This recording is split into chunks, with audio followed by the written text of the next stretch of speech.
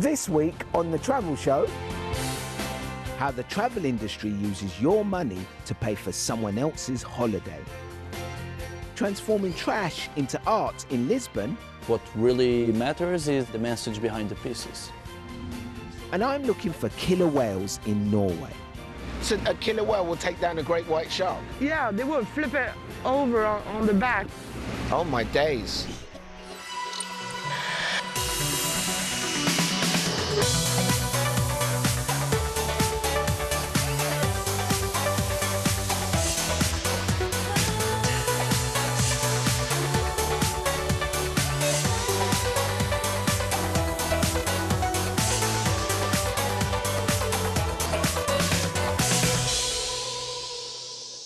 Hello and welcome to this week's travel show with me, Adi Adepitan.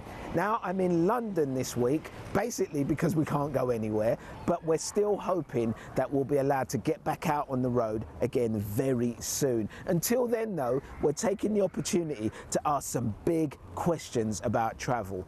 Last time we were asking if the pandemic will change the way we all travel in the future. This week we're looking at why it took months and months for so many of us to get our refunds back last year as we investigate the business of travel. The way that holidays work, it can be quite shocking to people. We will see more and more airlines going bust. Something has to give. Travel is a massive global industry. Back in 2019, global tourism revenue amounted to nearly $1.5 trillion. That's the equivalent to about half of the UK's entire goods and services. For decades, the travel industry has operated in a distinctive way. A model has developed in which money is taken in advance of people going on holiday, helping to fund other operations in the short term. Everything about that works fine as long as people keep buying holidays. But what if, say, a global crisis comes along? When lots of people can't take trips and they want their money back, well, the cash has already been spent. And with so few new bookings coming in, there are delays in refunds, or worse. During COVID-19, this is one of the factors that led to issues in getting money back to customers promptly. You would expect any business to have savings in the bank, and yet so much of the travel industry, when this struck, seemed like there was almost nothing left. I feel like the public trust in the industry, the travel industry, has eroded, unfortunately. A lot of people are still actually waiting for refunds to this day, and a lot of people feel like businesses have put profit over people. So I think it's going to take a long time for people to want to trust businesses again. I'm hoping that this will change a lot, not only by putting customers' money in trust, but governments are also now starting to look at the impact this has had on consumers. Some of us who booked through online travel agents, companies which themselves were left waiting for refunds to be signed off by airlines or accommodation providers, had to wait before they can then pass them back on to us. The influence of these online middlemen is another thing that's had an impact on how the finances of the travel industry operate. At Sawmill Cove Hotel on England's south coast, they've been preparing for the return to work after the latest lockdown. We're a small family hotel set in South Devon. We have 22 bedrooms, we have 2 self-catering units, a lovely restaurant and outside dining area which we've just extended. It's a real challenge to get our names out there, and we've often been referred to as a hidden gem, which is lovely as a customer, but of course in the interest of being a successful business, we want everyone to know about us. Online travel agents, or OTAs, like Booking.com, Expedia and TripAdvisor have helped hotels get noticed and help travellers shop around for good deals. But there are some downsides too. We've taken quite the brave move to step away from what I would consider the biggest of the OTAs more recently. And that was for a number of reasons, really. Well, for hotels, one of the main ways is that OTAs have an arrangement to have access to sell a certain number of their rooms, all of them in lots of cases. The OTAs will charge a commission for every room they sell. The rate of commission has gone up over the years and now ranges from around 15 to 25%. A difficulty for the hotels is where something called rate parity comes in. It's different around the world, but generally speaking, the hotels aren't allowed to offer cheaper rates than the OTA. Hotels struggle to drive customers to book direct in the face of competition from OTAs.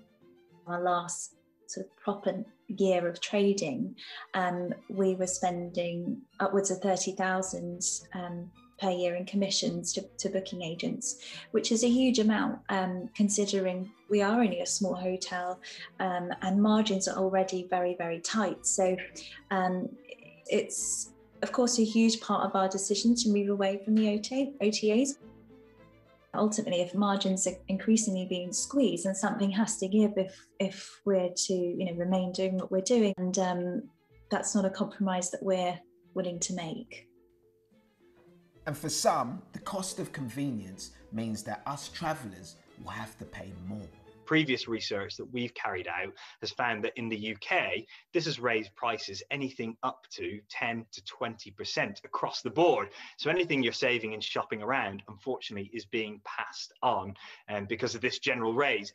Our advice, and we've backed this up with research as well, is if you contact the B&B or the hotel directly, this is not just UK, but Europe as well, anywhere that you are, you'll almost certainly be given a better deal because it allows them to get round those rate parity clauses.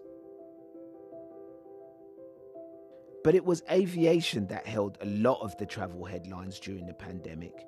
Confusion and delays over refunds once again caused concern, but then questions were raised as to whether they could see out the crisis.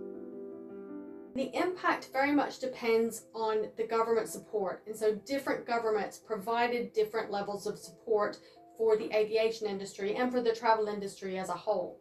Theoretically, most airlines should have had enough money in the bank to see them through 6 or 8 months of any sort of situation like this. But realistically, many of them didn't for a wide variety of reasons.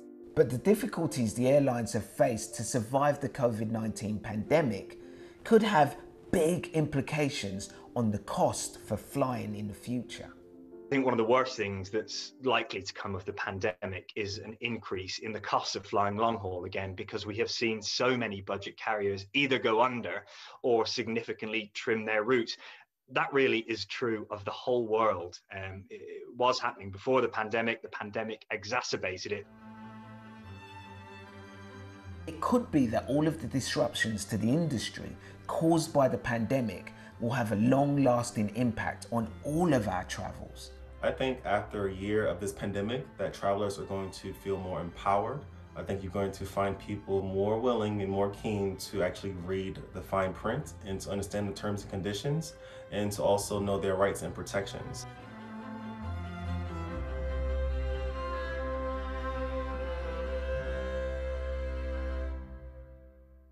Well, I'm sure many of you are like me, itching to get back out there exploring again. But while we're staying at home and staying safe, we've gathered together a few ideas to maybe ease your wanderlust a little. Here's this week's Virtual Global Guide.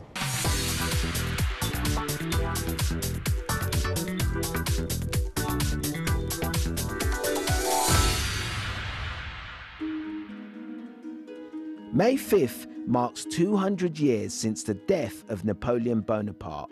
And to mark the occasion, there's a day of virtual events planned, including ceremonies streaming from St. Helena, the remote British island he was exiled to for the last 5.5 years of his life.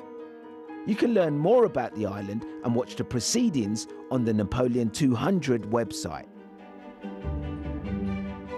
Looking back even further, almost 2,000 years into the past, an old Roman temple has been given a digital makeover. The Baalbek ruins in Lebanon have been rebuilt in a brand new app which lets you explore a 3D reconstruction of the original site. An audio guide fills in some of the history, and it's available to download on smartphones, tablets, and even VR headsets. And the cherry blossom might have arrived a little early this year, but Arigato Tours still offer a number of seasonal virtual trips around Japan. You can get a taste of one of their food events, wander around two of Tokyo's buzziest neighborhoods, or sample the spectacle of Mount Fuji. And the company plans to continue these online tours even after the pandemic is over, a sign perhaps that virtual travel could be here to stay.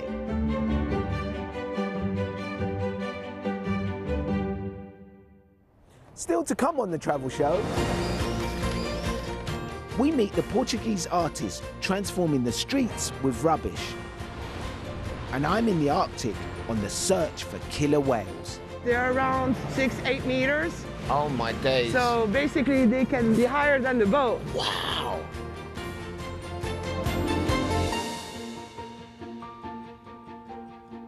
Well, next, we're off to Lisbon, the hometown of an artist who freely admits that the majority of his work is a load of old rubbish. Portuguese street artist Bordelu has built around 200 of these fantastic animal sculptures in over 20 different countries. And they're made entirely out of things people have thrown away. We caught up with him just before the pandemic when he was installing his latest creation at home in Lisbon. The animals, they have a lot of expressions that looks like us. They got the eyes, the nose, they look sad, they look hungry, or they look happy. So I think the animals are the best way to represent the nature.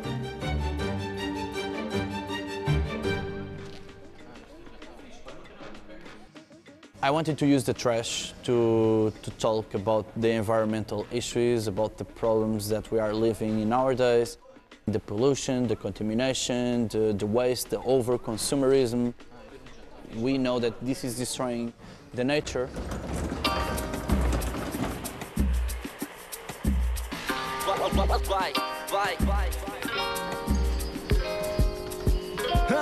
Tem ginga da capoeira, então cuidado com drible. Descalça o campo de terra, novos tracks exibe. Livre, como sabia que canta, encanta. Levanta, bate a poeira e tira o nó da garganta. Vem, se não conhece, te apresento. His mind works in a different way. He has a very good sense on the three-dimensionality and how to create a sculpture or a mural, how many pieces he needs, how to build them in layers, what to paint, what not to paint. Most important part is to create the right shape and the right scale. For that we just need to have a lot of materials. We play with the cuts, with screwing, and then we play with the textures. My team is made with some of my friends since ever, so we know how to work together. We work quick. We used to work together on painting in the street. In other countries, we need a local production team to collect all the tools and materials for us. There is like a classic list of stuff that we know that we need and a few others that might change between place and place or project and project.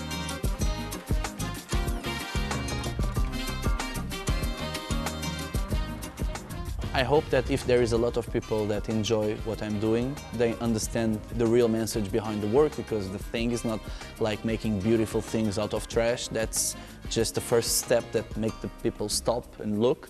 But what really matters is all the idea and the message behind the pieces.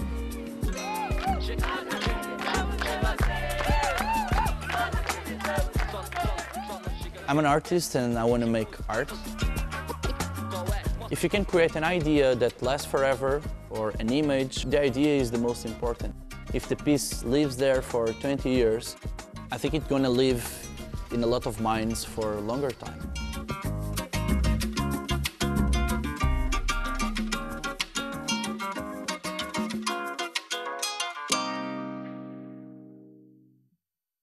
And to end this week, Here's a trip I took to beautiful Norway just a few months ago with a lot of COVID measures in place. Now, I was in search of one of nature's most powerful predators. Here's how I got on. I'd come to Selvik on Norway's northern coast, which lies within the Arctic Circle. 2020 was one of the hottest years on record, with the highest amounts of CO2 in the atmosphere ever reported. And that's despite a year of lockdowns that have kept many of us at home. The Arctic also saw record temperatures. It's heating up around twice as fast as the rest of the world, which is having an unpredictable impact on the area's wildlife, including the animal that draws travellers like me to this remote part of Scandinavia. The orca, or killer whale. I'd been told northern Norway is one of the best places to see them in the wild.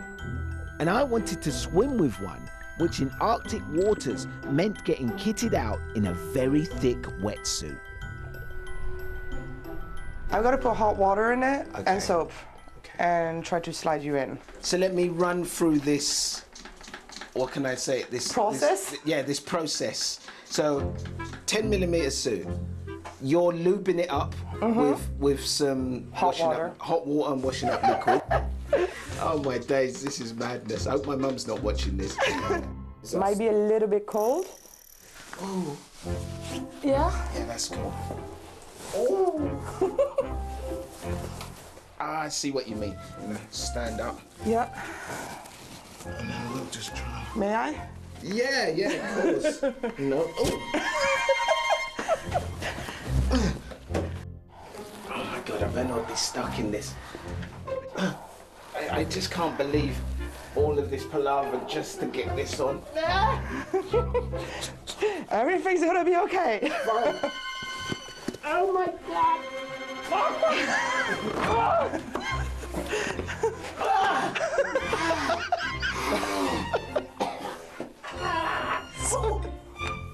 You're geared up. My days. I don't think I can do anything. Hey. Like, even turning is an effort. Hello, here I come. The orcas don't spend all year here. They migrate to this coastline every autumn in search of herring to eat. I'd arrived in time for Julie's first trip to see them this season. What is the big deal about killer whales and orcas? What makes them so special? They're around 6-8 meters. That's huge. Yeah, and the dorsal fins can also be 2 meters high. Oh my days. So basically they can be higher than the boat because they're the apex predators of the seas. They hunt, depending on where they are, they can hunt on whales, on great white sharks, on ray. So a killer whale will take down a great white shark? Yeah, they will flip it over on the back and just eat the liver. Oh my days. What I'm trying to get my head around again is, if we see the apex predator of the sea, I'm gonna have to get in the water with them. They are not aggressive to people, but you'll see that they'll check you out. I can show you a video, but... What have we got?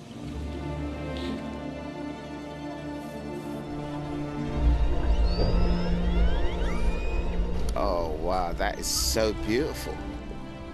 Is that here? That was here. It was juvenile and very curious with a snorkel. Just playing? Completely.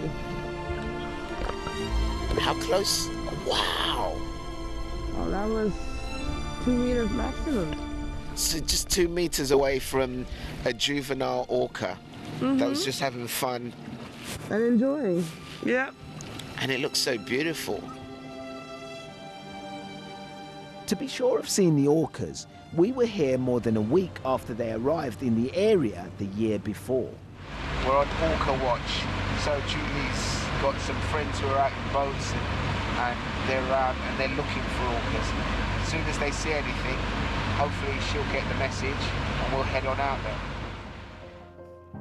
How far out do you think we need to go before we see them, or will there be anywhere around here? They can be anywhere, and they can move fast, so we just have to look at the horizon and find the blows. You see something, Nina? You see something there? Julie and her husband Rudolph used to run orca tours further south. A few years ago, the whales moved north and the tours followed. And now since 3-4 years, we're seeing that they're going more north, so here. Of course, we can't predict if they'll go more north. It's basically the planktons and the herrings who will tell us that. Do you think the patterns of their travel and the patterns of where the herring go, has that become more irregular and harder to predict? There's something happening, and I think everyone is aware about it, and every season is a guess, and we just have to wait and see what's happening and where they're going. But we don't know exactly why they're going more north and why these changements. After hours on the water, it became clear the orcas were a no-show, which was disappointing.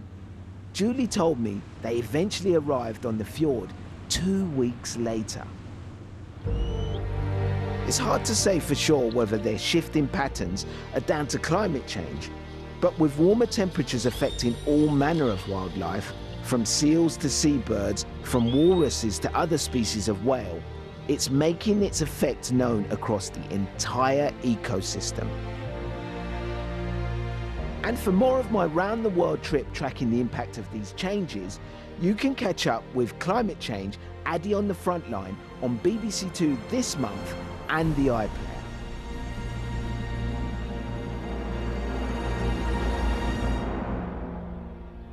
That was an amazing trip, even if we didn't get to see any orcas.